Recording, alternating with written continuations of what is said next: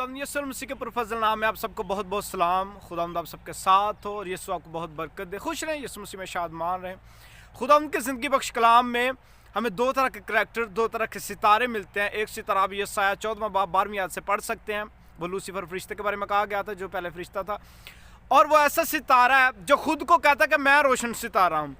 और उसका काम क्या है कि दूसरों पर, ख़ासतौर पर रास्तबाजों पर वो इल्ज़ाम लगाता है। हालांकि जो सितारा होता है उसका काम होता है कि वो रोशनी दे, जो गिर गए उनको अपलिफ्ट करे, उनको उठाए, लेकिन वो दूसरों को गिरा रहा है। इस तरह का सितारा है, लोगों को लेट डाउन कर रहा है और कलीसिया पर इल्ज़ाम लगाता है। और एक सितारा है वो गुनहगारों के, बदकारों के, बल्कि पूरी बनी इंसानियत के सब के इल्ज़ाम उसने अपने ऊपर ले लिए, और वो यीशु मसीह है। और मैं आपको कहना चाहता हूँ कि इस तरह के सितारे के पास आएँ जो गुनहगारों के इल्ज़ाम अपने ऊपर लेता है, और वो यीशु मसीह है। मैं आपको